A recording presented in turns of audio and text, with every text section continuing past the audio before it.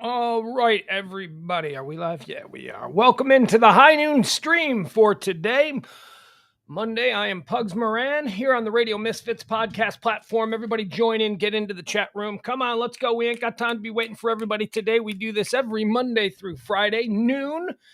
That's when it comes on, noon Central Standard Time. It's headlines, current events, hot topics, trends, whatever it is that's happening in the world. That's what we'll get to right here. We'll try and give it to you in a nice little bite size, nice little cheat sheet for you for the rest of your day, so you know exactly what's happening, so that nobody can surprise you with, hey, did you hear about? And then you're like, no, actually, I didn't hear about that. All right, hold on, give me a second here. I know I'm out of breath. I was running. I was running because the dog gave me a little bit of trouble here just before signing on. It happens every day. Just before we sign on, just before we get settled in to do this, whatever it's going to be, 2 hours, 90 minutes, whatever, we'll see. Depends on how much news is actually happening. But whenever I get ready to do this here at noon, the dog decides it wants to come in. So I had to open the door. I didn't want to stop the I do sometimes. Middle of the show, I'll just be like, hold on, gotta let the dog in. Didn't want to do that today. So I heard the dog rustling about out there, and I held the door open, and I'm like, come on, are you coming? Are you coming? And she's looking at me. And then finally she came in. So that's why we're just a couple of minutes here. A couple of minutes late today. Byron, don't need your nonsense. Hi, Dustin. Dustin's in the chat room. Good to see you, Dustin. Good to see you, Jeff. Oh, we got multiple Jeffs. Oh, well. Look at this. We've got, oh boy, we are leading the league in Jeffs today. Hold on. Just let me get this last thing here. I thought I was all set, and then I had to reboot this computer. And then when I rebooted the computer, it's now telling me that Google wants me to reestablish who I am. And I honestly, I don't even know my Google password for this because I don't know. Google always just comes up. I never have to re-enter my Google password, but I did just now. And look at that. Bingo. I'm in. All right. Let's get the show started. Very good. Byron says, I said nothing. I've grown callous to your tartan. Oh, very nice. Well, as I say, you name me one show that you ever loved that started on time. You can't do it. Can't do it. All our favorite shows start a minute, 2 minutes, 3 minutes late. All of them. I don't know if that's just a coincidence or if that's by design, but I don't know. Mine show starts 2 minutes late every day just because I'm always doing something. Primarily not managing my time properly. That's usually what I'm doing. All right. Let's get started. As we say, this is the first of 2 streams that we do every day here at the Radio Misfits podcast platform. This one, high noon, Monday through Friday at noon. Then we kick in, we come back at 9 p.m. Central Standard Time for a little thing we call Pillow Talk. It's a bit more conversational. This is driven by topics and news and events and breaking stuff and, all that. That's what this noon show is driven by, Monday through Friday, noon to 2. The nighttime show is more conversational. It's myself and Parker. Pugs and Parker proudly present Pillow Talk on the Radio Misfits podcast platform. On Mondays, we like to say that Kelly joins us on Mondays, but does she really? Sometimes she's busy. She's got a lot going on. No pressure. I give her no pressure, but maybe she'll be on tonight. So circle back. Won't you join us at 9 p.m. Central Time tonight for Pugs and Parker proudly present Pillow Talk. Very possibly a Kelly Moore Monday. But hey, don't hold me to it. All right, let's get into what today is. Let me tell you everything you need to know about today. High noon for the 15th day of August, year of our Lord, 2022. Did you know it's the 227th day of the year? There are 138 days remaining until the end of the year. The first part of our show here at noon, we like to go into the history. So that's what we're going to do now. I'm going to give you all the history of everything that's gone on this day, why today's cool, why today's sad, why we need to, just never forget today because things happened. That's right. And all the histories of today's August the 15th. Lots have happened. I don't know if I want to say lots. I don't know. Actually, I can't say lots. Today is not, now that I'm actually forced to weigh this day, August the 15th, against other days that we've covered in recent weeks. No, this is not really a big day. Not a whole lot. On this day, here's an example. We start in 1914. We almost never start in 1914. I mean, if it's a halfway decent day, we start in the 1700s. Something cool happened back then. But no, nothing. Not on this day. 1914. This is a weird story we never hear about. You guys know Frank Lloyd Wright? You know Frank Lloyd Wright, the architect? He's like America's architect. I don't know if he's America's architect, but I just know that, like, that house is a Frank Lloyd Wright. Like, you hear a story. I don't know. Did Frank Lloyd Wright build any houses in Texas? Because he was based where I grew up. So maybe that's just it. Maybe he's a regional thing. But like every so often you'd see a story in the newspaper, family buys home. Home turns out to be Frank Lloyd Wright home. Home now worth 1 billion times more than it was when that's a real story that happens from time to time. So he built houses. Not even, and I've seen enough. I've been inside Frank Lloyd Wright houses. I don't get them. They look like Brady, but they're kind of like, who was a disciple of Frank Lloyd Wright? I think Mike Brady. Didn't Mike Brady build that house in the Brady Bunch? In the Brady Bunch, that house, the opening sequence, you always get to see the outside exterior shot of the house.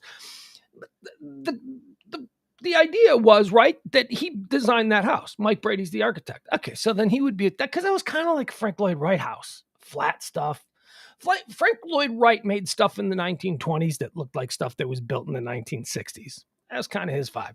But on this day, all that we know about Frank Lloyd Wright, we never heard about this. On this day in 1914, a servant, we still called them servants back then, a servant of American architect Frank Lloyd Wright sets fire to the living quarters of Wright's Wisconsin home, Taliesin.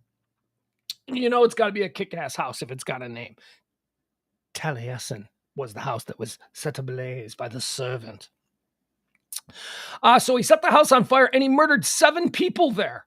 7 people. I don't know if any of them were related to Frank Lloyd Wright, but we never hear that, right? Well, I'd like to see that. I'd like to.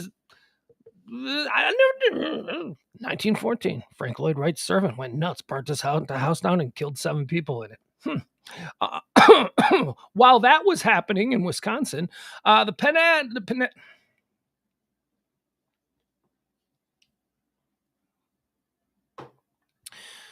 you guys, I almost just pronounced it the Penanama Canal. I almost just said, and while that was going on in Wisconsin, the Panama Canal. I almost said that. The Panama Canal opened on this day in 1914, same day that nonsense was happening at Frank Lloyd Wright's house in Wisconsin. The Panama Canal was opening to traffic. Let's see, cargo ship Ancon was the first one through. There you go. Let's see here. 1915, a story in the New York World newspaper reveals that the Imperial German government had purchased excess phenol from Thomas Edison that could be used to make explosives for the war effort and diverted it to Bayer for aspirin production. I don't know what all that means. Here's what I took from this. Dude, I just talked about how we don't know nothing about Frank Lloyd Wright. Well, we know stuff about Frank Lloyd Wright, but I didn't know the story about his servant that went nuts, burnt the house down, and killed 7 people in the house. That was never something that was mentioned in anything that I've learned about Frank Lloyd Wright. I have learned some stuff about Thomas Edison. Thomas Edison... Dude, Thomas Edison was not a great dude. Not a great guy. I know, American icon. We only the good stuff. And then we romanticize everything that he's done. He's a mythological figure at this point. Nah. Take a deep dive on Thomas Edison. Learning that on this day, the New York World newspaper revealed that he was selling stuff that the German army could make bombs for World War I. And not a surprise. That seems par for the course for what I've learned about Thomas Edison. Not a great guy. Smart guy. Did a lot of cool things. Changed the world. Not a good guy. On this day in 1935, Will Rogers and Wiley Post are killed after their aircraft develops engine problems during takeoff in Barrow, Alaska. Will Rogers. Got some thoughts up. Put a pin in Will Rogers. We'll circle back to him. On this day in 1939, if you were, 1939 on this day. So maybe you went out for a nice ice cream soda with your best gal, huh? 1939 down there at the drugstore where they had ice cream back then, because apparently drugstores sold ice cream. That's what they did back in 1939. So on this day in 1939, if you were with your best gal at an ice cream counter sipping on a soda, you might have said to her, "Hey, you want to go see that new movie that just came out today? It's called The Wizard of Oz, and I hear it's good." That's right. On this day, 1939, The Wizard of Oz. debuted. On this day in 1965, the Beatles played to nearly 60,000 fans at Shea Stadium in New York City, an event that is later regarded as the birth of stadium rock. So I've seen a lot of, Beatle fans, so I've seen a lot of footage of the Shea Stadium show. If you were one of the 60,000 people in attendance at that Shea Stadium show, you probably have convinced yourself that, you were at one of the great concerts of all time. You didn't hear a damn thing. You did not hear it. Sound was terrible. People just screamed the whole time. The band themselves on stage couldn't even hear what they were playing. I got to imagine this night, on this day in 1965, the Beatles at Shea Stadium, that has to have been the worst acoustic show that you could have ever gone. I mean, they just put some amps on a stage and played in a stadium. Can you hear us back? Were they even tapped into the public address system? I don't even know. This day, 1965, it was a big moment, though. We always see the footage of like the Beatles at Shea Stadium. On this day in 1969, the Woodstock Music and Art Fair opens in Bethel, New York, featuring some of the top rock musicians of the era. This is the good Woodstock, right? Because there have been 3 Woodstocks. I think I mentioned this before. My 13-year-old son is obsessed with Woodstock. Not the one we're talking about here. Not Woodstock 1969. Not the one where everything, was kind of shocking because of how big it was. But, everything seemed to go okay, right? It seemed to be a nice weekend. People got nice memories. People have a nice warm thought in their heart for the events of Woodstock 1969. Not my kid. My 13-year-old kid is obsessed with 1999 when they burned the whole place down, when they rioted and went nuts. And tore everything. Whatever. So Woodstock 69 was good. Then they brought it back in 94, which I almost went to. I was working at the Loop in Chicago, a radio station. They sent people from shows to Woodstock. And I was going to go, but they ended up sending Vincent Stoney from the Steve Dahl show, which was another show on our station. But it was almost Pugs and Doc go to Woodstock, but they did Vincent Stoney. And those guys had a good time. Whatever. I didn't get to go. So I almost went to 94. 94, the problem with Woodstock 94 was mud. That was where it rained really bad, and it was just so muddy, and everybody got filthy.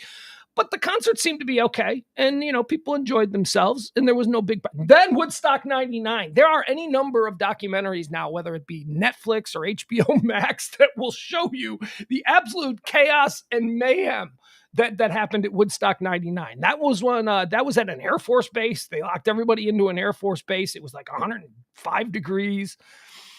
It was awful. There was no water. Then they charged everybody. That was a big problem with Woodstock 99. Is that like a bottle of water? 1999, a bottle of water cost $10. 1999, a bottle of water costing $10 in 2022 is ridiculous. And you should have a word with the manager for a $10 bottle. In 1999, $10 for a bottle of water. They started out at $4, and then they went as high as $15. As the people got hotter and hotter and there was no drinkable water. Oh my God, Woodstock 99 was a mess. But on this day, 69 Woodstock, they seem to have did it right. On this day in 1970, Patricia Palinkis. All right. On this day in 1970, Patricia Palinkis becomes the first female to play professionally in an American football game. Settled down. It wasn't the NFL. Some minor league game. But look at that, in 1970, some semi-pro, or actually it was a full pro league. It was just a minor league pro team, the Orlando, what were they called? Let's see here. I don't know, some team in Orlando, and she held. Her husband was the kicker, and he practiced with her holding, so she held in the game. She came out and held in the game. First woman, 1970, pro football game. Not the NFL, but they still got paid, so. All right, let's see here. What else do we got? On this day in 1971, President Richard Nixon completes the break from the gold standard by ending convertibility of the United States dollar into gold by foreign investors. And if you understand what that means, you could probably finish. I don't know what the hell I don't know what that means. I don't know. We should have never gone off the gold standard, I hear people say, but I don't know. people who say that, I don't necessarily think of as like smart people. I don't know, but I've heard people, a gold set. It seems like, I don't know. I don't know what it means. I don't know. I'm not a financial guy. I probably should be, but what can I do? What can I do? Money is never really, I like it. Don't get me wrong. I like having money. And by the way, you can tip the show. The show does accept tips right there at the bottom of the screen. You can Venmo, you can do PayPal, you can do Cash App, any of that stuff. 2 shows a day, all week long. We put them out. We do the High Noon Show, and then we do the Pillow Talk Show. We do accept your tips, and we do appreciate them. That's how the show runs. But I don't know anything about gold standard. I don't know anything about that. All right, let's move forward. Let's go. Get off that. I could get bogged down in gold standard conversation about how I know nothing about it for 20 minutes. If I can talk for 20 minutes about something I don't know anything about, imagine what I can do with a subject that I'm actually passionate for. In 1995, this was a big one. This is not good. This is not good. On this day in 1995 in South Carolina, Shannon Faulkner, remember that name? Remember the name Shannon Faulkner? Shannon Faulkner became the first female cadet matriculated at the Citadel. Fun fact, she dropped out less than a week later. But they don't make movies about that. They don't, which is maybe why we don't remember Shannon Faulkner. So the Citadel, right? It's like a military academy. I don't know. It's not like the West Point, but it's the Citadel. So I guess they didn't let women in the Citadel. And in 1995, she was like, I'm going to do it. And she went and she joined the Citadel. And then she didn't make it. She didn't make it, which isn't good. It's because, you want the first one to be Jackie Robinson. You want the first one to be this heroic figure for the ages. And I don't know. Whatever happened with Shannon Faulkner? What did she do? What did she end up doing? Because she's like, she's a grown up now. She's a fully grown individual. All right, hold on. Let me click on Shannon Faulkner. Let's see what she got into. I mean, I guess they were really mean to her. Like in 1995, they were still mean. It just seems, I don't know. Shannon Faulkner is an American teacher, best known for being the first female student to attend the Citadel back in 1994, following a lawsuit. She currently teaches English in Greenville, South Carolina. Okay.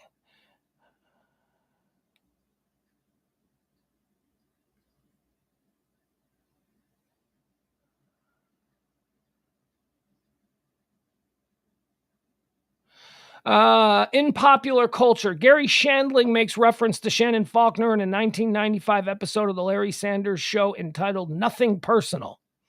Doesn't say what he says. Faulkner is mentioned indirectly in the King of the Hill episode Jumpin' Crack Bass from 1997. In the episode, she is referred to as that pushy gal who's trying to get into the Citadel. Lisa Simpson's experience in The Simpsons' 8th season finale, The Secret War of Lisa Simpson, broadly resembles the plight of Faulkner's. All right, I don't know. I guess she's all right. Have other women, is that a thing now? That's got to be right. I would think 2022, all of the military academies are gender integrated, right? I would think. I don't know. On this day in 2020, Russia begins production of the Sputnik V COVID-19 vaccine. All right, so they had their own vaccine, probably stolen from ours, but they had their own vaccine over there. I don't know if those people, I don't know if that vaccine had the what is it that our vaccine has? Like the tagging, we're all tagged now, as if we weren't already tagged by a number of things that we willingly participate in. But okay, I don't know if Russia had the tagging mechanism or the was another one somewhere somebody can just hit a button and they can blow you up now because they inserted some kind of, we're just going to all drop. I don't know if the Sputnik Russian vaccine contained all those good things that we had here with our American vaccines. On this day in 2021, Kabul falls into the hands of the Taliban.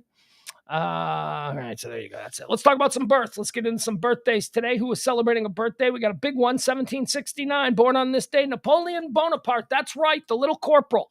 Napoleon Bonaparte tried to dominate the world. Came damn close. Napoleon Bonaparte, born on this day in 1769. Born on this day in 1912, Julia Child, American chef and author. She died in 2004. Napoleon, by the way, died in 1821. Don't think I mentioned that. Julia Child.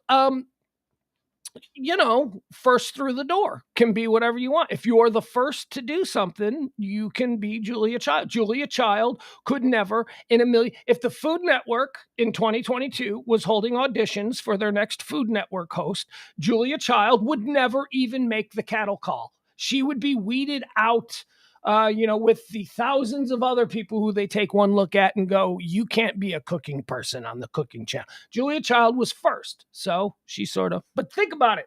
No way Julia Child don't get on any cooking. She didn't get a TV show. It's Julia Child. Now you got to look like, I don't know, not Julia Child.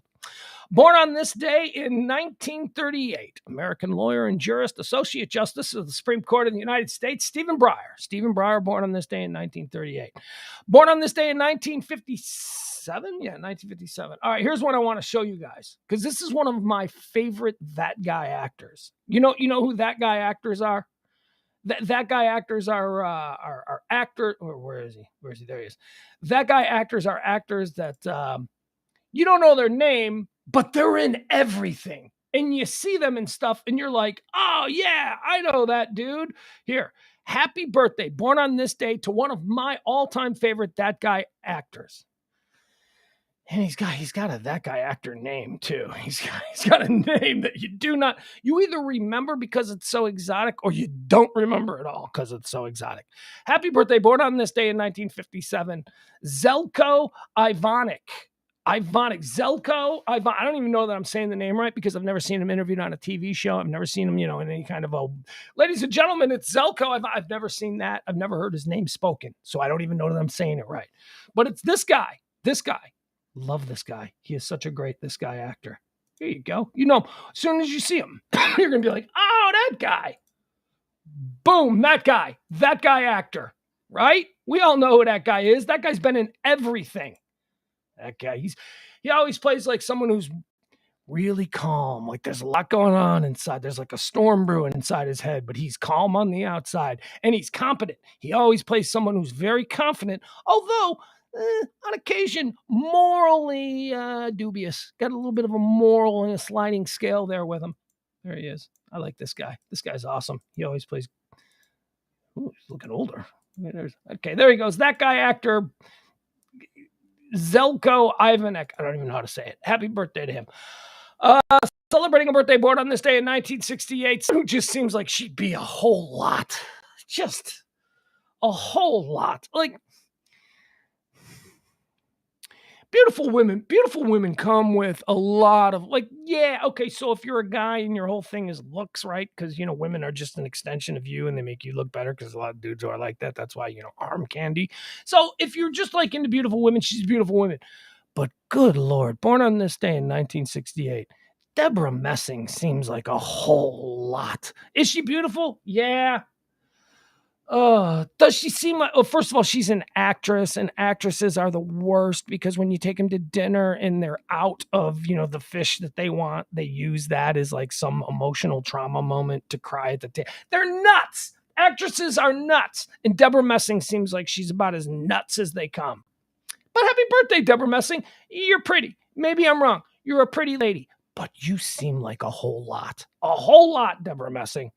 Born on this day in 1972. Oh, isn't this interesting? Because on Friday, it was his brother's birthday. Casey Affleck was celebrating a birthday on Friday, and we deemed him the Halflack. He's not the full Affleck. He's Casey Affleck. He's the Halflack. So today is Ben Affleck's birthday. Born on this day in 1972, Ben Affleck would be the Max Flack, right? He would be the Max Flack. He would be the Maximum Affleck. He would be Ben Max Flack, whereas Casey would be the Halflack. Born on this day in 1989. I don't even know if this person is still famous. I still remember him. So that's how I judge if someone is still famous. Like if you say their name and you go, oh yeah, I know that dude is, then they're still famous. But like in 15 years, when you say the name Joe Jonas, will I immediately go, wait, did he play cornerback for the Bears back in the 2000s? Or no, who was Joe? Joe Jonas celebrating. Is he still famous? What does he do? Is he an actor now? Jonas Brothers aren't like my 13-year-old kid ain't into the Jonas Brothers. You know what I mean? So they're not like relevant anymore. Are they? I don't know. What do they do now? Do they act? What have they moved on? Just sitting on their big pile of money that they made like 10 years ago? Joe Jonas, happy birthday. Born on this day in 1989. And finally, here's a big one. We can do a draft on her. I don't want to do a draft on her. I won't do a draft on her, but I do love her. She's one of my 5 favorite actresses working in Hollywood today. Now, we all know that Jessica Chastain is my favorite. I've said that a number of times. We also know that I have a fondness for Scarlett Johansson and Elizabeth Olsen.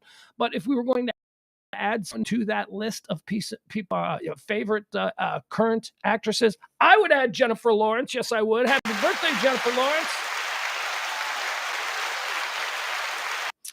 Amy Adams would round out the top 5 there. That would be that would probably be my top 5. We go Jessica Chastain 1, we go Scarlett Johansson 2, we go Elizabeth Olsen 3, we go Jennifer Lawrence 4, Amy Adams 5. There you go. Look at that. That's my favorite actress draft. We just did an impromptu favorite current actress draft.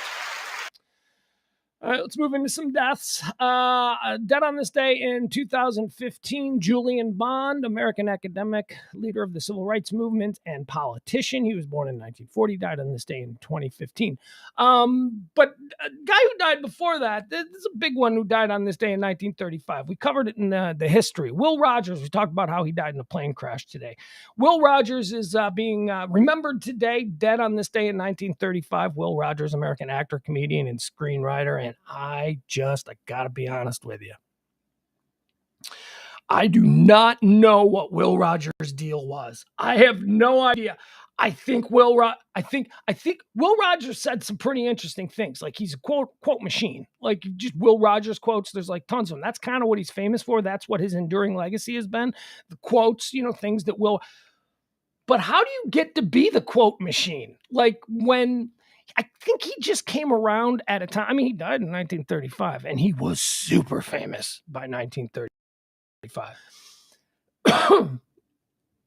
Did he just randomly?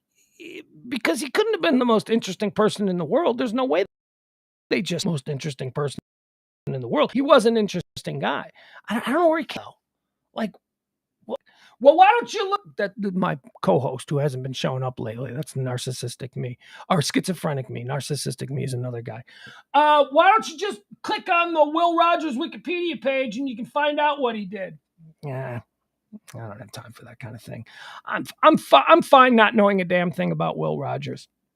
I am. All right, let's move into what's trending today. Let's get into all the things, the trends, the headlines, the hot topics, the current events, all the things that are happening on this day, the 15th day of August, year of our Lord 2022. First, before we do that, though, what's it like outside? Let's do a little heat wave poker. All right, so I want everybody in the chat room, I want you to refresh your phones, and I want you to type what the temperature is according to your phone at the moment and where you are checking in from. I'll go first. The house says heat wave poker. The high hand at the moment is 95 in Highland Park, Texas. 95. All right, let's see. Can you beat 95 in Highland Park, Texas? Jeff Ballard. Look at Jeff. Jeff always chiming in from the cornfields of Iowa. It's beautiful. 75. Leslie's got 95 in Rockwall. All right. Rockwall is tied with Highland Park at the moment for being the hot spot. Dustin's got 94 in Greenville, 94 in Mesquite. We've got 95 in Bonham, according to JBM. Byron's in Mesquite with the 94. Dustin's in Greenville with the 94. Leslie's got 8. Oh, look at Leslie. That might be the winning hand. Where do I want to be? 95 in Richland Hills. Oh, we're going to talk about Richland Hills. We got a story trending out of Richland Hills. 94 in Farmers Branch. Leslie Gladback, 83 in Lebanon, Missouri. I think that's your winner. I think that's where I want to be right now.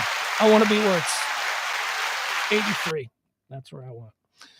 All right, let's move into the stuff that is trending. The Capitol is trending because apparently somebody got drunk last night, or 2 nights ago, I guess this was Saturday night, and they tried to drive into the barricades of the Capitol. Dude, all right, so here's basically what he did. Like 4 a.m., dude pulls in, flies through the barricades at the Capitol because it's all barricaded off because, we live in crazy times. Can't even have access to the people's capital, but it's all barricaded off. So he drives through the barricades. His car somehow starts on fire. So now his car is like in flames. He emerges from the car, with some weapons, and he starts firing them. Pop, pop, pop, pop, pop, pop. He's firing them off on the ground. This is all going on at 4 o'clock in the morning in front of the United States Capitol. Flaming car, drunk guy, pop, pop, pop, pop, pop, shooting. And I don't even know that he's drunk. There was a story that said that he was being followed around. He was driving. They thought he was drunk driving before he did all of this, that he was being watched. So he emerges from the car, pop, pop, pop, shooting off the guns. A bunch of cops engage him, and before the cops could kill him, he kills himself. Pop, pop, shoots himself dead, over with. Crazy. So let's see. What do we know about this guy? Let me see what the latest is. Police, man killed himself after ramming U.S. Capitol barrier. A man drove his car into a barricade near the U.S. Capitol early Sunday and then began firing gunshots into the air before fatally shooting himself. The incident happened just before 4 a.m. at a vehicle barricade set at East Capitol Street Northeast and 2nd Street Southeast in Washington. It comes at a time when law enforcement authorities across the country are facing an increased number of threats, and federal officials have warned about the potential of violent attacks on government buildings in the days since the FBI's search of former President Donald Trump's Mar-a-Lago estate. The attack is reminiscent of an incident when a man drove his vehicle. Okay, we don't know. That's all. Authorities said the man identified as Richard York, 29. Dick York. Dude's name is Dick York. Darren Stevens. It's a descendant of Darren Stevens from the old Bewitched show. Authorities said the man identified as Richard A. York III, 29 of Delaware, crashed into the barricade, and that as he was getting out of the car, the vehicle became engulfed in flames. The man then opened fire, firing several shots into the air as police approached. He then killed himself. All right, so there you have it. That's what happened at the Capitol over the weekend. Six Flags is also trending. And this is my Six Flags. This is the Six Flags of my Ute. I saw this started to trend yesterday. There was a shooting at Six Flags outside Chicago, the Gurney, if you want. Six Flags Great America is what this one is called. It used to be Marriott's Great America. It's where I grew up going. It's the big giant. It's like, the Six Flags here in Dallas or, whatever it is, what big city you live in. They all have these big amusement parks. So it was Marriott's Great America. And then 25 years ago, Six Flags came in and they rebranded it. Now it's Six Flags Great America. It's great. It's great. Wonderful.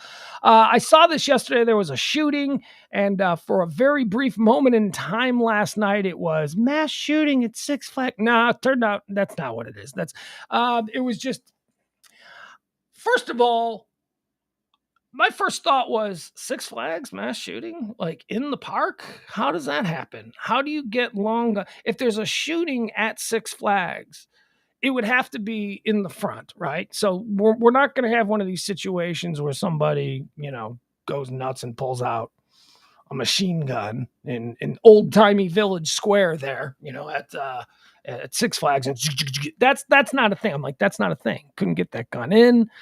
That's not a thing. I don't imagine that happening at Six Flags. It costs money to get in. Yeah, but unless, maybe you think you're going to die, so you buy a ticket. I don't know.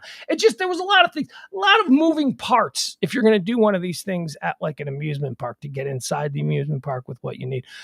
So from the beginning, I thought, Sunday night, Six Flags. Yeah, this is just urban gang violence. And that's what it turned out to be. Turned out to just be. It started at a gas station down the road. Teenagers, they started jawing at each other. They started a little bit of a road chase. And they pulled into the giant parking lot at Six Flags. And that's where this happened. So no mass shooting at Six Flags. I mean, I think it was a mass shooting because 3 people were shot. I don't know. Not, again, we have to compartmentalize these. There's the crazy wing of it where someone just shows up at a mall, yells Allah Akbar, and or, the scarier one, just like a 50-something-year-old white guy who's, going through some changes. So he decides to show up at the mall and So those are the real scary ones. Then there's just violence, man. We live in a violent world. There are criminals out there, criminals hurting other criminals. That's what this looks like. This just looks like a bunch of criminals. Okay, so here's a story. We're going to spend a little time on this one. This is coming out of our local area here. Youth football. Youth football is back in full swing. And there's a talk about moving parts. This story comes out, I think it's Lancaster. A man was killed during a youth football game in Lancaster, Texas, Saturday night after an argument escalated into a shooting, according to police. Mike Conklin, was it? Was that the name? I want to make sure I get the dude's name right. The guy who died seems like a good dude. Played a bunch of years.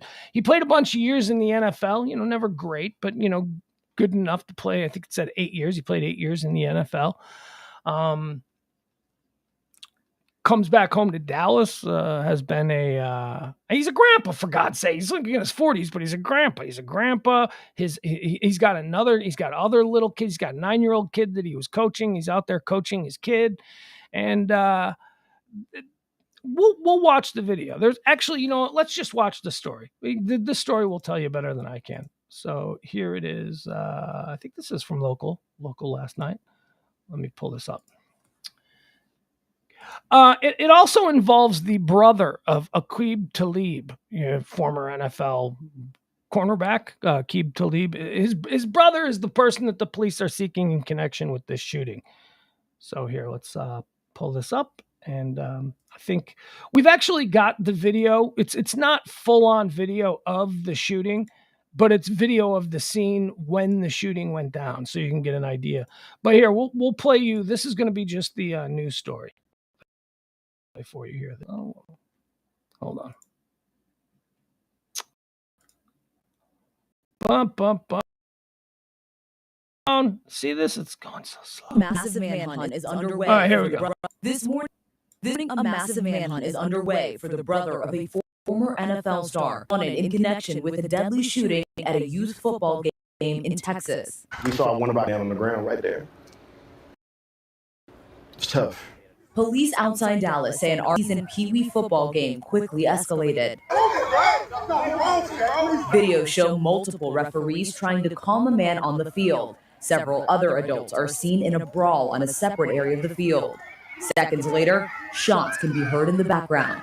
I heard gunshots. That was the first thing you heard? Yeah, gunshots, people running. The coach for one team says his offensive coordinator, 43-year-old Mike Hickman, was shot and killed. More than just a coach, great father, great man, great role model, great mentor. Police are now searching for a suspect identified as Yaqub Talib, the brother of former NFL star and Super Bowl winner Aqib Talib. Aqib's lawyer telling TMZ Aqib was present when this unfortunate incident occurred. He was there. Very distraught and devastated over this terrible loss of life.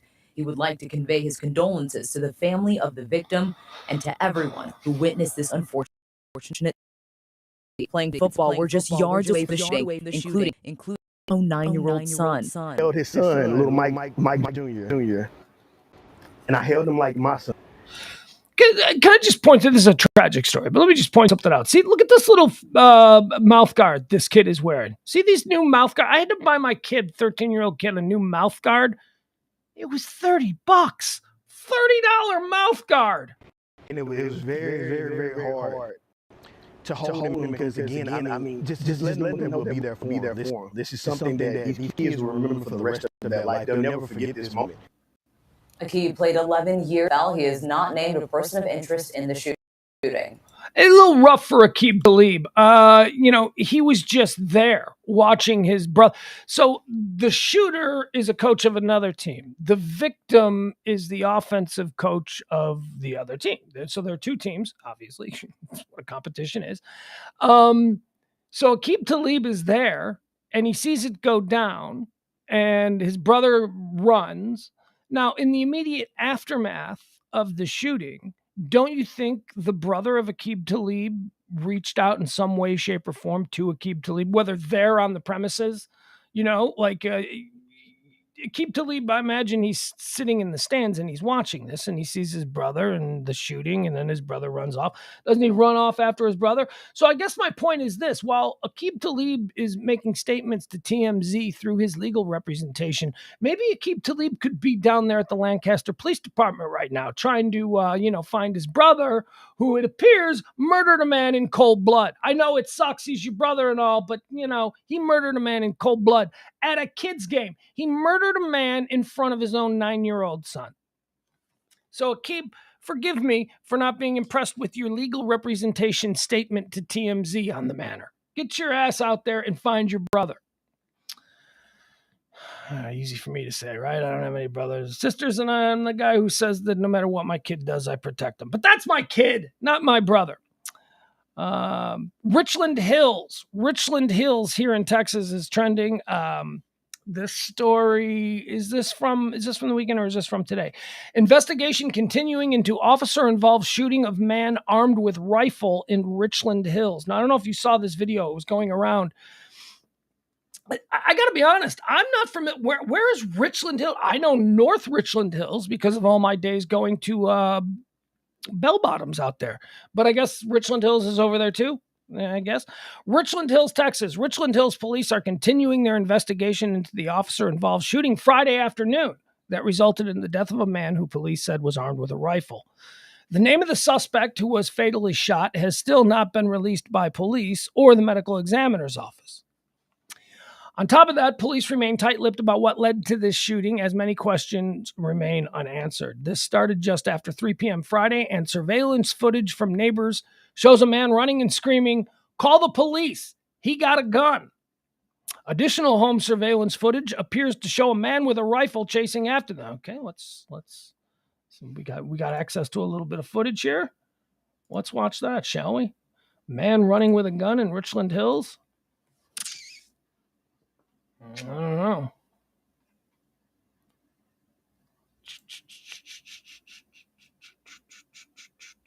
Where's the video? There, that's going to be the video. Okay, hold on. Give me a second.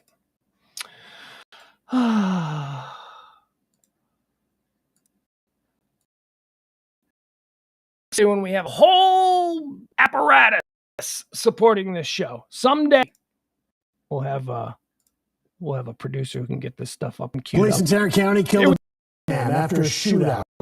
I'm Stevie. Camera footage shows the police or someone could be seen running down a neighborhood street screaming, "Call the police." And then moments later. All right, so here's the dude with the gun. You see him? All right, he's just running with the gun. You see a man go by holding a gun. It's difficult to see, but the second guy has a gun. Fox 4 Steve Dahl, live at the scene. Richland Hills tonight with the update from Police Stephen. Nice polo, Stephen. Richland Hills Police and North Richland Hills Police responded to a shots-fired call. They say when they encountered the gunman, he allegedly pointed his rifle in the direction of the officers. According to police, they say 2 Richland Hill officers shot and killed the man. A family shared that ring surveillance video. Sound it out, Stephen. Of the moments before where you can see a man carrying what appears to be a rifle. Take a look at how things started. All right. Hey, excuse me. Call the police, he got a gun. Here he comes. This video was taken around 3 o'clock this afternoon on a hard-to-see drive in Boulevard. 26 moments after, a man runs across the frame screaming for police. Then you see another man in the frame. In the camera shot, he appears to be holding a rifle. Because of the distance from the doorbell camera, it's hard to make out. Yeah, it looks like he's got a rifle. He appears to be holding a rifle in his left hand and running down What's the street. he doing, though? Police did not answer questions about who made Who's the he chasing? What's he doing? Officers would eventually and now we get encounter no this man answers. on All right, Boulevard well, 26. We talked to a he's young dead. woman who was at the home that All right, he's dead. Do we need to know any more? He's dead. It's over. We're not going to know why you're running. We're not going to know any of that stuff. Byron says, do you feel shame when you have to admit you are from just regular ass Richland Hills? Yeah, I don't know. Is North Richland Hills tonier? Is it a better zip code? Is it like the 90210 of Tarrant County? I don't know. All right, let's keep going here. So we've got that. That's Richland Hills. CW. The CW. You know the CW network? CW Network is making news today. It's trending with Nexstar because Nexstar is another communications company. Nexstar is going to buy CW. It's going to be called CW Nexstar. Nexstar is going to buy CW. And it's a big deal in business, and it's trending for, business people and all that stuff, communications. I got to be honest with you. I think that I stopped accepting new network television channels after Fox debuted in the late 80s. I think it was Fox. I think I had grown accustomed to ABC, NBC, CBS, and then a couple of local stations in your market. I could handle that. And then the 80s came and Fox was like, hey, we're going to give you a new one. And I was like, all right, show me what you can do, Fox. And they gave me The Simpsons. So I was all in on Fox right away. And then a bunch of other straggler networks started to pop up in the years following Fox, like other networks. Like, do you remember the UPN? You remember the UPN? The UPN was a thing. Like every city had a UPN, or the WB. Remember the WB with the singing frog? It's all these networks. I never saw. And then, like, I make no distinction between whatever the CW. Like, I thought the CW was around since, like, the UPN and all. They're not. The CW is like the merger of the UPN and the WB. I don't know what it is. Anyway, the CW is still around, and now it's merging with Nexstar. I don't know what that means, but it's a big deal. It's a big deal. Seems to be a big deal on the business trends. So there you go. No idea. Never watched a show on the UPN. Never watched a show on the WB. I honestly haven't. I mean, I've probably not watched a show on CBS in years. It's the only thing I catch on CBS sports. I mean, there's not a show on CBS. There's not a show on ABC that I watch. I'm trying to think.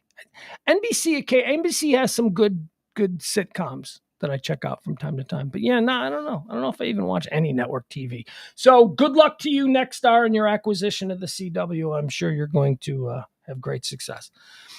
Freya is trending. Freya is a giant walrus in Oslo. And Freya's a big giant walrus who apparently has been hanging out in a marina. And there's a lot of people with expensive boats, and Freya is like laying on expensive boats. And, she's adorable. She's a big giant walrus, and she just climbs up on boats, and she lays there on the pier. And apparently there are some people who they try to get to their boats, but they can't get to their boats because there's like a 5-ton walrus laying like on the pier, and they're like, they don't want to go near it. And Freya. Other people love Freya, and rich people with yachts, they're inconvenienced by Freya. So Freya's dead. Freya's dead now. They killed Freya because rich people with boats didn't like that Freya was getting too close to them, and, they had to wait a few minutes. I'm not kidding. I am not kidding. Freya was killed. Here, I'll show you the story. What, you think I'm lying to you? This thing's been trending for 2 days now. I wouldn't make this up. She's been euthanized. I'll show you the pictures. Yeah, I'll show you the pictures. That's right. We'll do the story, and I'll show you the pictures of Freya, who they killed because rich people couldn't get to their boats. That's really what it comes down to. Everything in this world is fine. There are no problems with anything in this world until a rich person gets inconvenienced. Then shit's got to go. All right, here you go. Let's look at Freya, the giant walrus they killed. Look at her. There she is. Freya. Walrus named Freya that drew crowds in Oslo euthanized by Norwegian authorities.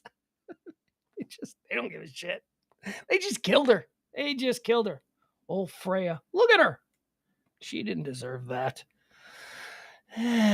Authorities in Norway said Sunday they have euthanized a walrus that had drawn crowds of spectators in the Oslo fjord after concluding that it posed a risk to humans. And inconvenience rich people trying. Let's not leave that part out. Inconvenience. I was watching some Sky News coverage of this story yesterday, and that is 100% what this was about. They interviewed a bunch of people who have boats there, and they're like, yeah, it was inconvenient. We didn't like it. We were afraid. We were afraid she was going to eat our kid, which is a real concern. If I had like a 4-year-old and there was like a gigantic walrus there, I might be like, stay away from the giant wild animal. But, you can't move her to a zoo. You can't do.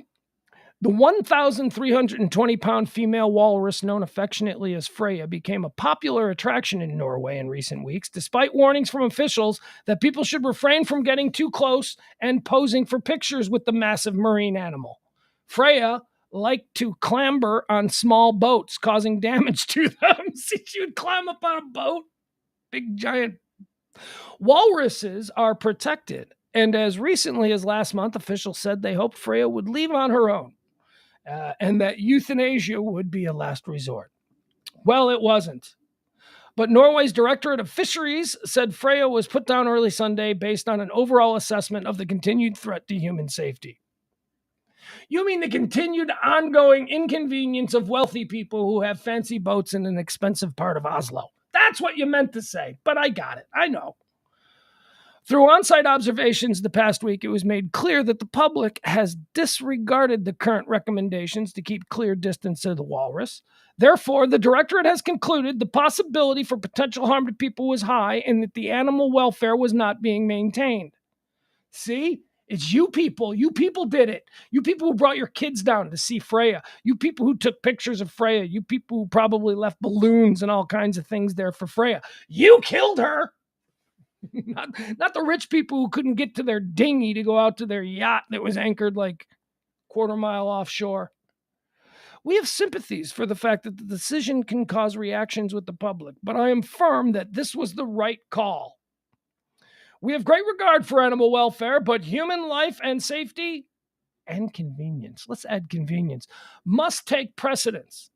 Atlantic walruses normally live in the Arctic. It is unusual, but not unheard of for them to travel into the North and Baltic seas.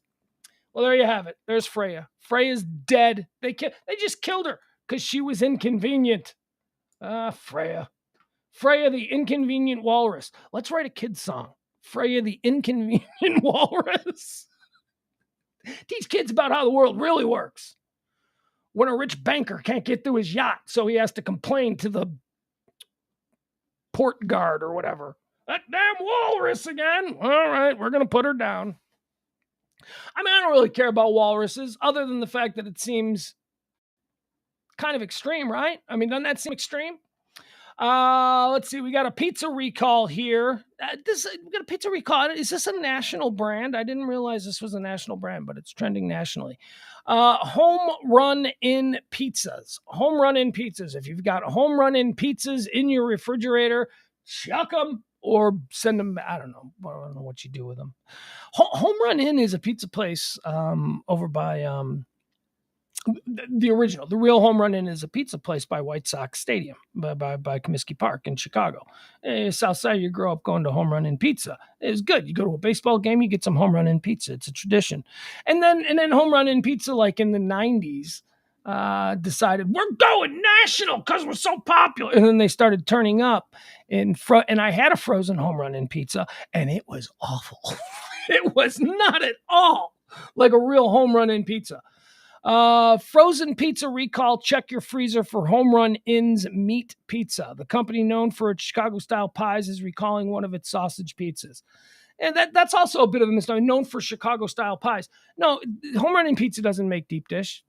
Chicago pizza is known for being deep dish. Let's be honest. Very few people know about our thin crust. Home Run In is tavern-style thin crust. The recall applies to 33.5 ounce boxes of Home Run In Chicago Premium Pizza Deluxe Sausage Classic Pizza with a best buy date of December 3rd, 2022. That's the equivalent of about 6,256 pizzas. So there you go. 6,000 pizzas. So if you got a Home Run In Deluxe Sausage Pizza, get rid of it. There you go. Get rid of it. Or take it back to the store. I don't know. But there is a recall.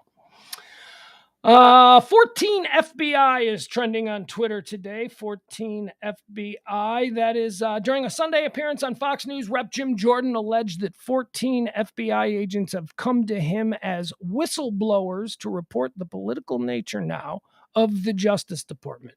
So Jim Jordan goes on TV. He's 14 of them. 14 of them. That's bullshit. That is a way too specific number for him to be spouting off on television. Anything more, and he doesn't have a specific, really? He was counting them one after another. Okay, this is the third one who's done. Now this is the fourth. No, it's way too specific. He's obviously just throwing that number out because he wants people watching to hear that and then hit the socials and then hit the message boards and start saying, there've been 14. I hear people are saying 14 FBI. 14 is way too specific. There wasn't 14. If you were really making conversation talking about all the FBI agents who came to you, what you would say is you would say something like, I mean, dozens, at least a dozen, over a dozen have come. You wouldn't specifically say 14. It's a lie. It's a lie, a manipulation. He doesn't care that it's truth. All he cares about is putting that number out there so that people hear it and then repeat it so that that number then becomes fact. That's what it is. Stop it. Bryce Dallas Howard is trending. Bryce Dallas Howard. But he didn't give any names. So these 14 FBI agents, you're You are a representative of the United States Congress. You have it on good authority that 14 FBI agents have come to you in confidence to tell you that the Justice Department is now. So let's get these 14, bring these 14 FBI guys out, shroud them, protect them. You're Jim Jordan. You're a congressman. Nothing can happen to them if they've got the protection of you. So where are you? Let's go. Let's have at it. Let's hear from these people. If what they are saying is true, Jim Jordan, then the rest of us need to hear it from them. We can't just hear you go, yeah, like 14. Let's hear it from them. This is important shit. This isn't just if this is true. And who knows what is and isn't true. But if this is true, let's get these 14 Secret Service agents out there to tell their story, because it sounds like they've got an important story to tell. Fucking coward. Don't just throw out the number 14. Bring them out. Whistleblow. You're a fucking congressman. You have the power to do this. But he's not. He's just trying to manipulate. God, I hate this guy. God, I hate him. Bryce Dallas Howard is trending. Why is Bryce Dallas Howard trending? Because Variety just did a whole story about, I like Bryce Dallas Howard. James Parker, my partner there on Pillow Talk, he loves Bryce Dallas Howard. To me, she's sort of like a Dollar Tree version of Jessica Chastain. She's almost like the same thing as Jessica Chastain. Can't get Jessica Chastain. What's Bryce Dallas Howard doing? It's kind of the same thing. She is talking to Variety about the pay inequity that she receives as it pertains to her co-star in the Jurassic Park movies, Chris Pratt. Chris Pratt, of course. So Chris Pratt makes $10 million for the Jurassic Park movies, and Bryce Dallas Howard makes $8 million for the Jurassic Park movies. They don't get paid the same. Is this because women don't get paid the same? I don't know. I think it's just that Bryce Dallas Howard is $2 million less a star than Chris Pratt is. Chris Pratt is freaking Guardians of the Galaxy. Chris Pratt is a major A-list movie star at the moment. He should get more than you. Bryce Dallas Howard, you're a wonderful young actress, but you're not opening a Guardians of the franchise. You're not. You're not Chris Pratt. So when he gets $10 million and you get $8 million, it's not just because men are paid more. It's because in this particular situation, this man is a much bigger draw than you. I would go see Jurassic Park because Chris Pratt's in it. I wouldn't go see Jurassic Park because Bryce Dallas Howard is in it, although she'd be a pleasant surprise because she's a lovely lady. Got no issues with her, but she ain't Chris Pratt. Chris Pratt is who I go to see. Now, to his credit, Chris Pratt apparently went to the producers, and this is Bryce Dallas Howard's own words, talking to Variety today. She said that he actually made it right. Chris Pratt made sure that the money was redistributed differently so that she wasn't quite as, getting the short end of the straw. I don't know how it equaled out, but that's what Bryce Dallas Howard is saying. Bryce Dallas Howard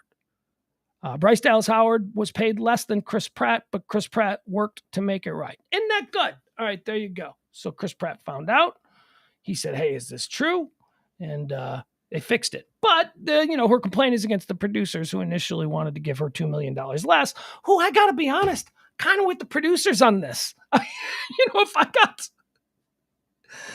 $18 million for my two leads and I got to divvy that up, and I've got Chris Pratt and I've got Bryce Dallas Howard and I've got $18 million to spend, giving him 10 and her 8, that's generous. That is generous. I would have given, but are you kidding me? Chris Pratt, if it took 15 of the 18 million to get Chris Pratt for this role, you would have paid Chris Pratt 15 million and then just taken that 3 million and paid some other actress. I mean, this is not, I don't know. There's other people out there. All I'm saying is Bryce Dallas Howard, she got 8, he got 10. I think that sounds nice. But then he worked and he actually got it evened out. Adrian Broner. Boxer. I'm sorry. This is the boxer. This is the fighter. Adrian Broner has announced that he's pulling out of Saturday's boxing match with Omar Figueroa Jr.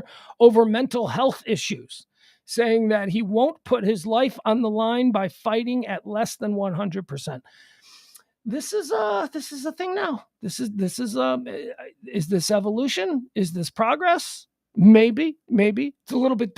We used to love it. we used to love it when our sports heroes would be able to stifle and be able to keep out the regular world from what they were trying to accomplish on their field of choice or ring or court or whatever it is. We used to admire that. We'd be like, oh, look at his ability to just dial in.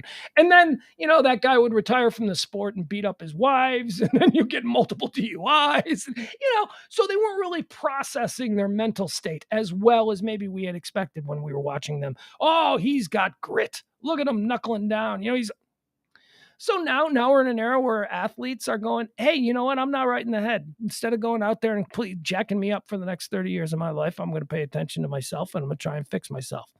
Look, as a mental health advocate, as somebody who suffers from depression, I'm all for it. Started out with the tennis player, right? Naomi Osaka. Then we had our gymnast. Who was our gymnast? Our world-class gymnast who did it. So it's a thing now. So now Adrian Broner is now what I'm worried about is anytime somebody doesn't want to, especially in sports like boxing and stuff, where you have contracts that are set months in advance. Somebody doesn't like their deal as we get close to punch time, they can always go, I'm not feeling right in that. That's a problem. But I think overall it's a good thing that athletes are now taking care of themselves. Look, O.J. Simpson was a maniac. I mean, we know that now, right? I mean, look at all the other professional athletes, retired professional athletes. I mean, boy, oh boy, the rogues gallery of just people who have done absolutely horrendous shit post their careers, who were just primetime players back in the day. So I don't know. Maybe that's good. Lonely men. Lonely men is trending. Why is lonely men trending? Let's see. Is this a study? I love the studies here. JBM says Bryce Dallas Howard is Ron Howard's kid. Yeah, she is. Yeah, she's named Dallas because she was.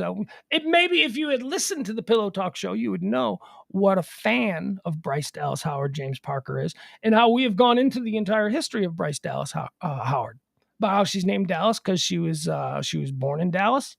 Born in Dallas or conceived in Dallas. One of the two. I don't know. Her dad, Ron, was making a movie like in 1980 in Rockwall, and they were staying in Dallas. So anyway. Here we go. Number of lonely single men is on the rise as women with higher dating standards look for partners who are emotionally available, good communicators, and share similar values, says psychologists.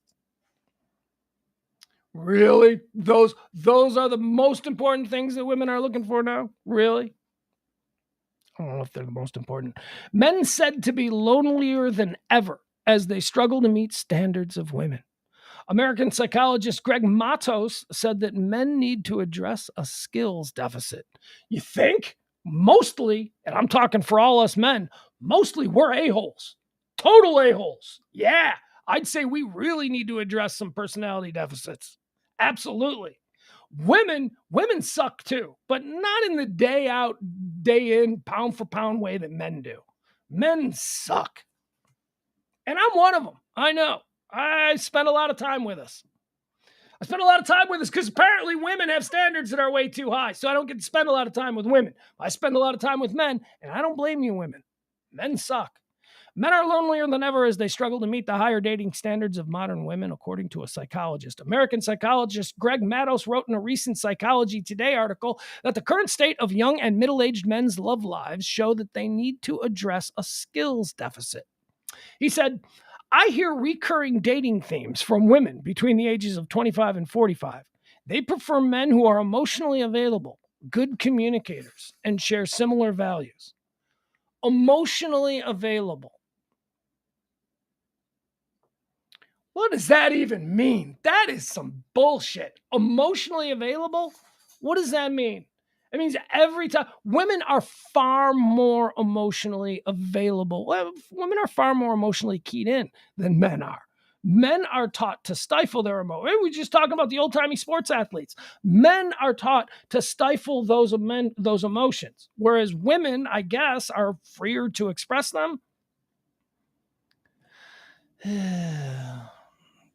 Let's see here. Current state of, what was it? Emotionally available, good communicators. I'm a great communicator. I will tell you everything that is wrong with you. I am great at communicating my problems with you. And share similar values. Yeah, that's kind of important, I guess. Yet he claims that he's found that modern men's biggest problem is communication, which is the lifeblood of healthy long-term love. It comes as data shows dating. Really? Is it? Communications? I had a friend growing up who had grandparents who were married for like 80 years. I mean, they were married for like ever. They both lived to be 100. Seriously, they were married a very long time. And the running joke was always that they hadn't spoken to each other since 1960, even though they lived in the same home, raised children. So don't tell me about communication being the key. These two old folks, they were happy. They just did totally separate things. One lived upstairs, one lived downstairs. At some point in the 60s, they stopped sleeping in the same bedroom. They had their own bedrooms, and then they were just... So don't tell me that communication is the lifeblood to long-term and happy love. My friend's grandparents made it, and they never even spoke. It comes as data shows dating apps are overrun with men, who represent 62% of users on dating apps. And figures collected in the U.S. in 2019 showed more men than women were single. All right. I don't care about this. You're single if you want to be single. Look, this is how I feel about it. If you're single, it's because you want to be single. I mean, go to a Walmart on a Saturday and just look at some of the happy couples out there, okay? If they can find love, just the average person that you see over by the power tools in Walmart on a Saturday, if they can find love, you can find love. The only people who are single because they want it, because they don't want to put up with the nonsense. They don't want to put up with, if something organically happens, then great. But this whole idea that lonely men is trending, I don't know if men are lonely. I think men are horny. No, men are not lonely for other women. I don't know. Maybe I'm saying too much now. Maybe I'm explaining. I just don't think men get lonely for other women. I think that men enjoy...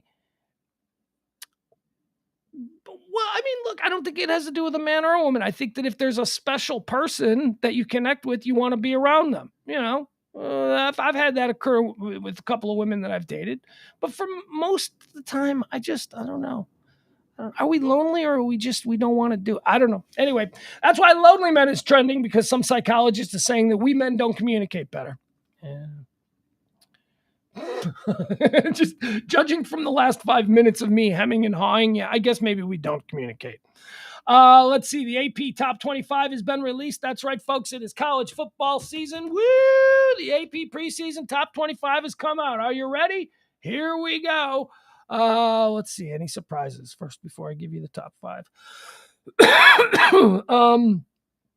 All right, this is my first look. I know it came out this morning, but I wanted to save this. I wanted to give you my first look. That's obvious. Number 1 is obvious. Number 2 is obvious. Number 3, top 5 is pretty much the usual suspects. Where's Texas? No, it's gonna be one of them years for us Longhorns. Texas is not in the top 25. Oklahoma is at 9. Texas A&M comes in at 6. Baylor gets 10. Oklahoma State gets 12. I'm just, the teams of interest in this area. Let's see here. Yeah, nothing. Houston is 24. There you go. So as far as teams that we're concerned about here, Houston comes in at 24. Arkansas comes in at 19. Oklahoma State at 12, Baylor at 10, Oklahoma at 9, A&M at 6. Okay, so those are the teams that we're most concerned with around these parts. The top 5, the AP Top 25 poll number 5. Like I said, these are all pretty much... Notre Dame, little shocked to see us at 5, but Notre Dame 5, Clemson 4, University of Georgia 3, the Ohio State University at number 2, and Alabama is your number 1 AP team right there at the preseason. So there you go. Alabama, the Ohio State University, University of Georgia, Clemson, and Notre Dame is your preseason top 5. Texas didn't make it. Oklahoma comes in at number 9. A&M comes in at number 6. All right. Oh, boy. Let's see here. Hold on. Let me move up. I'm a little bit worried. Yeah, I was a little bit worried. That's it, folks. That's all I got. That's all the stuff that I was able to find. So, a little bit early. Ross Rubio says, breaking news, men don't communicate. No, men don't communicate. I'll tell you, men do communicate with each other. Like you go watch a fantasy football draft, you'll see men being just world-class communicators. So men can communicate. It's just that we tend not to want to communicate about feelings or, it's just we're not built that way. It just makes us uncomfortable. Okay, let me see. Is there anything new that's trending that's been trending since... Oh, yeah, look at this. Here's a new one trending. It was Bryce Dallas Howard trending before, but now apparently it's Chris Pratt. Chris Pratt is trending now because word's getting out that he was a good dude on the Jurassic Park set, and he made sure that the pay scale was fixed from the $10 million that he was promised versus the $8 million that his co-star Bryce Dallas Howard was promised.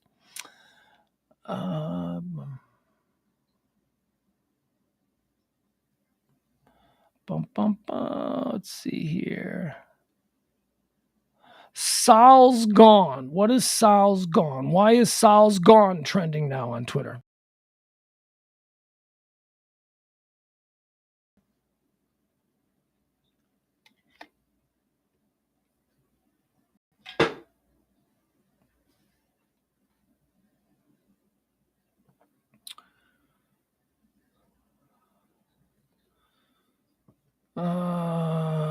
Okay, so we're sorry, guys. I had to take a pause there for a minute because we were buffering and it looked like we had gotten knocked offline for a second.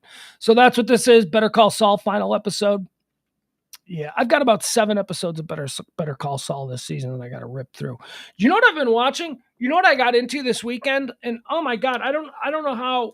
I have to thank my buddy Ed who provides me with just endless choices for my entertainment. So this weekend, it was a Friday. Actually, it was Friday afternoon. I want to say I started watching it Friday afternoon.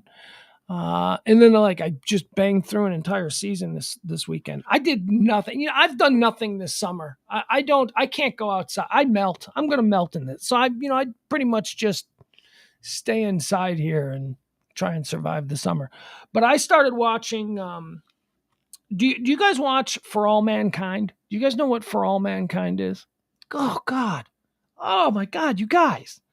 Oh, you guys, this show is so good. It's on Apple TV. It's been on for 4 years now. It's crazy popular. I mean, it's 100% ratings on Rotten Tomato season. And by the way, here's how shows go. If you want to jump into a show and you start reading about it and try to figure out what the critical acclaim is or, what the deal is, do people like it? So you'll go to their Wikipedia page. Here's what you will always see. And it's for everything from The Sopranos to The Wire to Breaking Bad, whatever.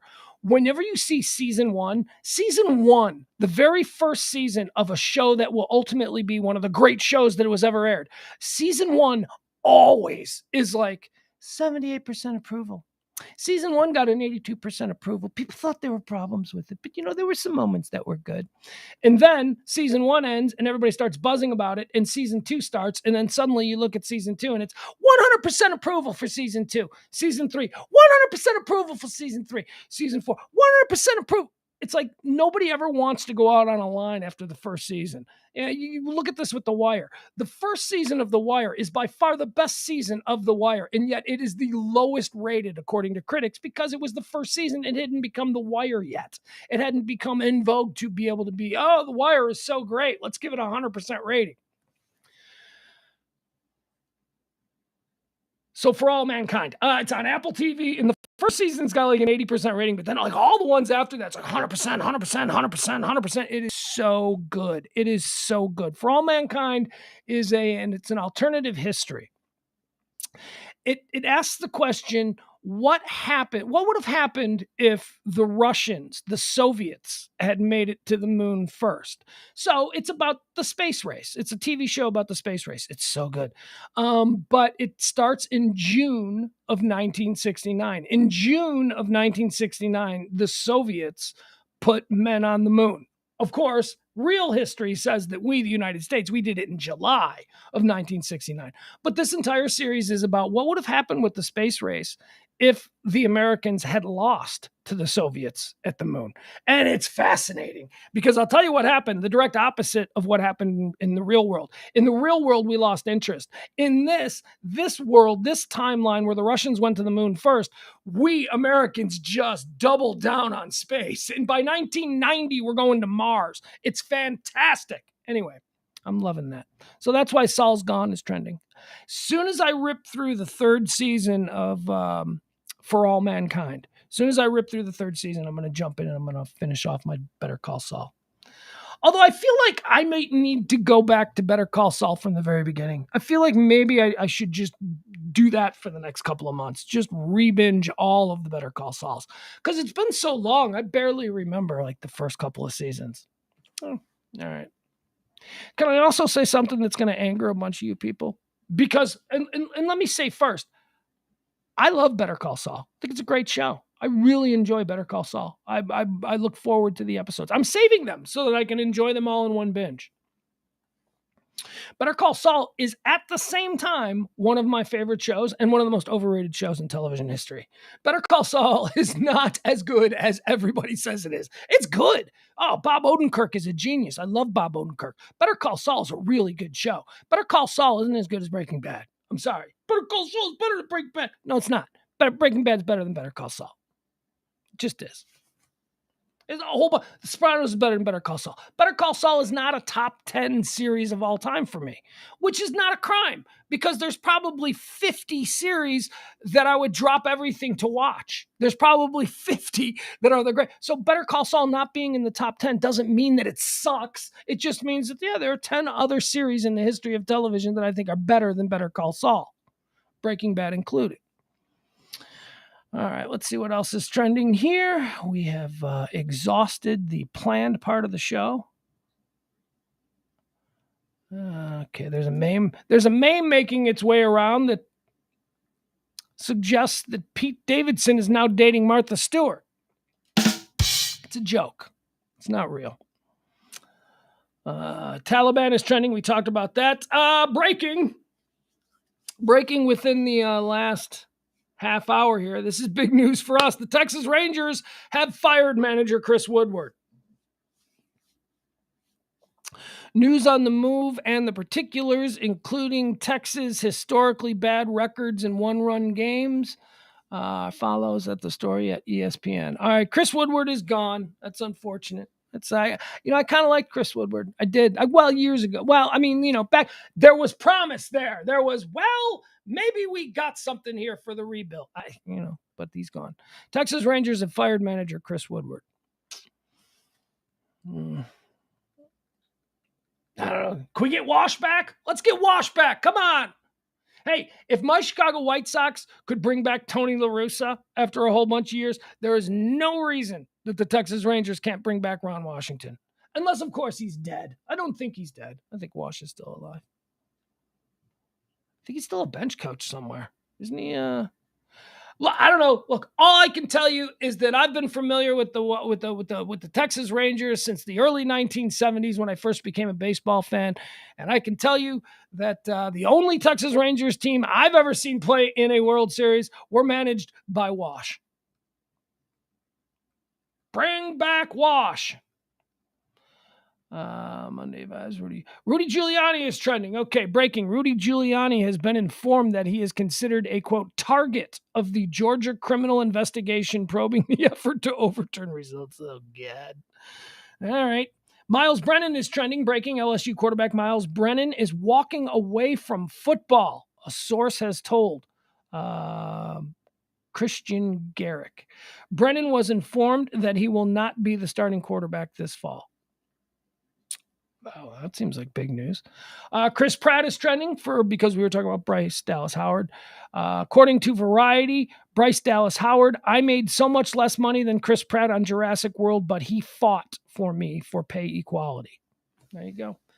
14 FBI trending still because of Jim Jordan just throwing that bullshit out there. Give us names, man. Let's these 14 FBI agents who Jim Jordan claims are whistleblowers are heroes. Okay, the United States, the people of the United States, if they have seen something, if they know something, we need to get them on the record. Let's get them on the record in open testimony.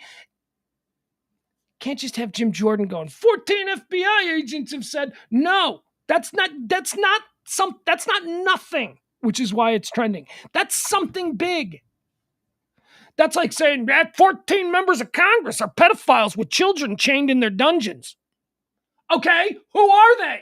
These are important people. You don't just throw that out there. You don't just throw out that there are 14 members of the Secret Service who believe that the Department of Justice is now acting in a solely political manner. Let's get these people on the record. These are important things. Why do they believe this? What have they seen? These are important, Jim Jordan. You can't just throw it out there and then do nothing about it. Fuck. Let's see here. Ron Washington is trending. Ron Washington is trending. Adam Reyna says Breaking Bad is great, but white men have overrated it. I love to argue with Adam Reyna about such things, especially when he takes a unnecessarily bigoted tone. But I happen to agree with him on this one. I happen to agree. Look at me. I'm agreeing with a bigot. I agree with Adam Reyna that white men have seriously overrated Breaking Bad. He nailed that. Look, when they're right, they're right. He nailed it. Texas Rangers have relieved Chris Woodward of managerial duties. Let's see. Why is Wash trending? Enjoy this video of Ron Washington working with Braves top prospect Vaughn Grissom. Okay, so I guess Ron's what is he, like a third base coach for the Braves? What is he? Was he a bench manager? I'm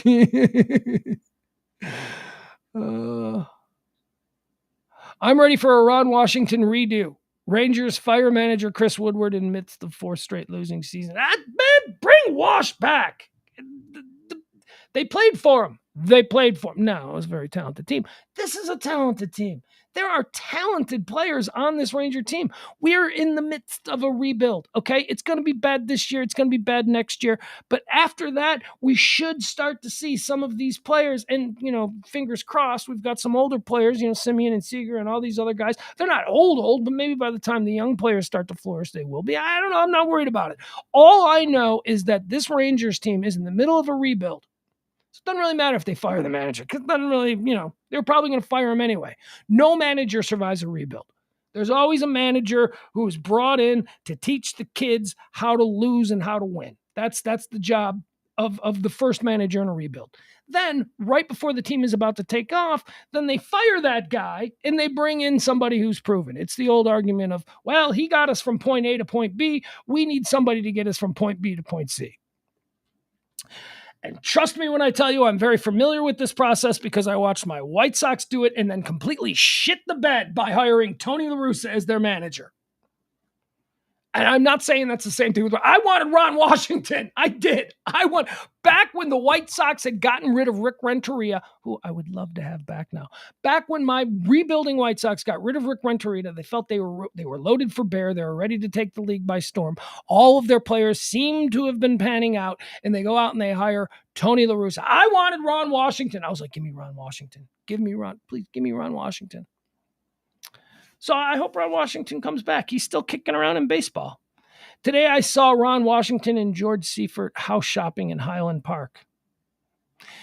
Yeah, there you go. Yeah, so I'm not crazy. So a lot of people would love to see Wash come back to the Rangers. I would. Hey man, you know what? So they'll bring him back. He's great at teaching kids. That's what Ron Washington was built for, a rebuild. Of course, it means just before they get to the point where they're ready to win, they'll fire him and hire, I don't know, who they bring back. Doug Rader. They're gonna dig up the bones of Doug Rader and bring him in to manage the fully functioning rebuilt Rangers in 2 years. The Texas Rangers today announced that the club has dismissed manager Chris Woodward. Third base coach Tony Beasley has been named as the team's interim manager effective with tonight's game against the Oakland A's and continuing through the remainder of the 2022 season.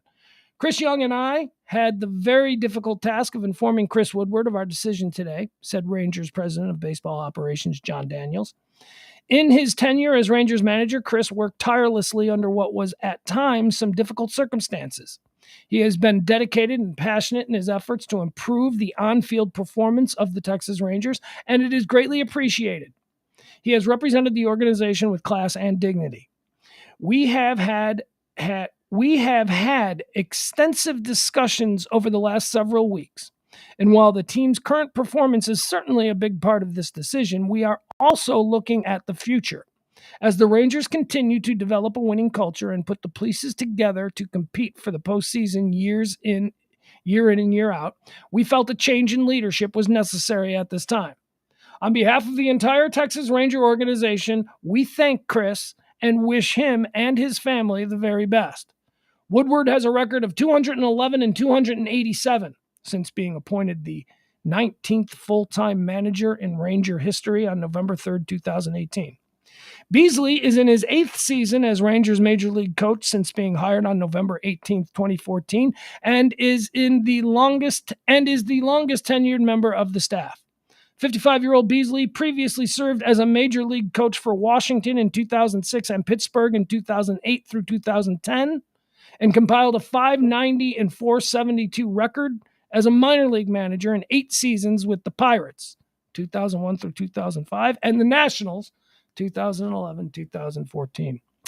All right, there you have it. So the new manager is Beasley, some dude named Beasley. Don't know who he is. He'll probably run out the rest of the season, and then they'll be looking for who's out there. I don't know. Tony La Russa's going to be out there. Fingers crossed. Let's do that, huh? Let's bring Tony La Russa down here to shit the bed and screw up the progress of a bunch of talented young Ranger players. Let's do that. All right, let's see. It's 1:30. It's too early to sign. I got to find more to talk about here. I got to find more headlines. Let's see.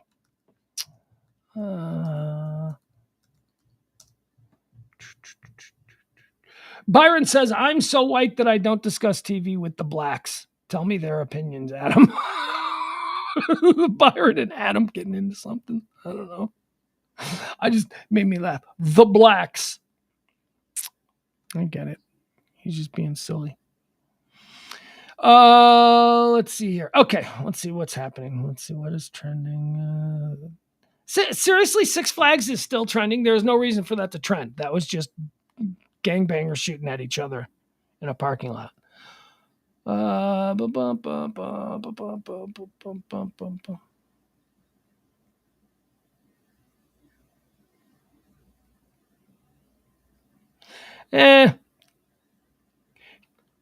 Kelly Ripa is trending. Adele and Rich Paul. Adele and Rich Paul are an item. I didn't know that. That's two young celebrities from two different lanes of modern celebrity. You've got Adele, who is this global superstar singer, right? She's like it's almost like a Streisand type at this point. She's like a Celine Dion. Adele is on like a different level as far as, being a singer and a performer.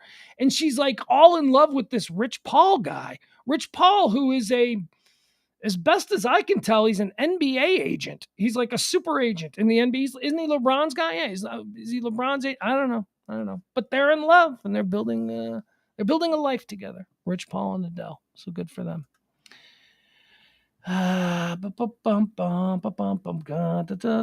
Pizza home run in. That's still trending. Capri Sun.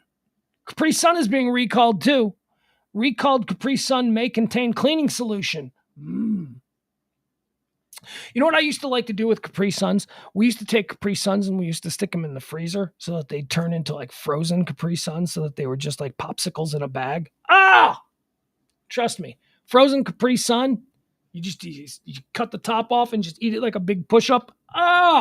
Seriously. If you enjoy a Capri Sun as a liquid, as a frozen treat, even better.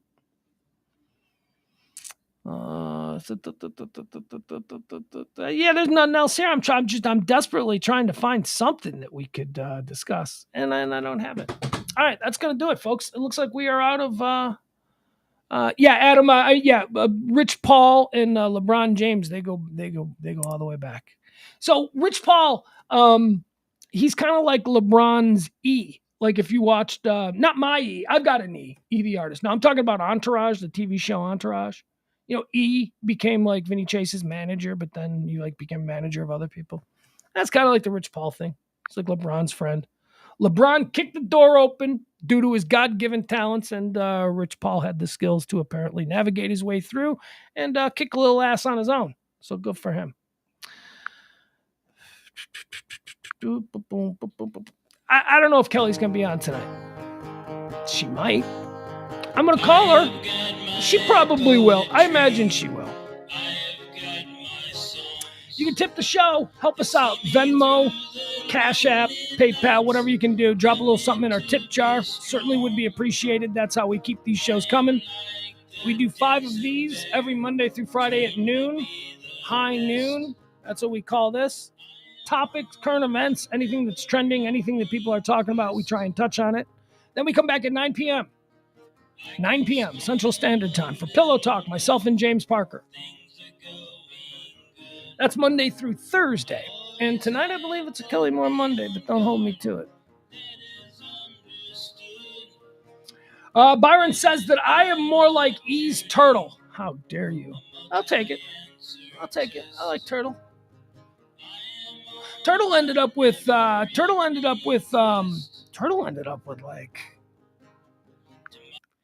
I started like a couple months back. I think I told you I re-binged the whole run of Entourage. Turtle ended up with some girls now. It ain't no crime to be Turtle. I'll take it. Turtle was in a loving, caring, committed relationship with Jamie Lynn Singler. Remember? Meadow Soprano. Then, like, models and stuff. Turtle did fine. Turtle was cool.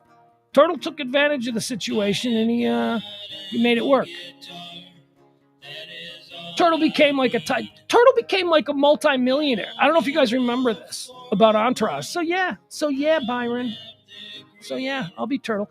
Turtle ended up brokering a deal between some Mexican tequila company and Mark Cuban. And Turtle ended up with like $15 million out of the deal. So yeah, I'll be Turtle. I'll be Turtle, Byron. I'd rather be Bob Saget. Not Bob Saget now, but Bob Saget then. I'd rather be Bob Saget then. The Bob Saget character on Entourage. Yeah. If you know, you know. You know what I'm talking about. Very funny. All right, I got nothing else. You'd be a eunuch, Turtle. I don't even know what that means, Byron. I'm done with your shit, Byron. Oh, hey, girl. I didn't know you were here. The dog's here. I had no idea she was laying right at my feet. All right, we'll see you tonight at 9 o'clock. Pugs and Parker proudly present Pillow Talk on the Radio Misfits podcast platform. We're out of here. I love you.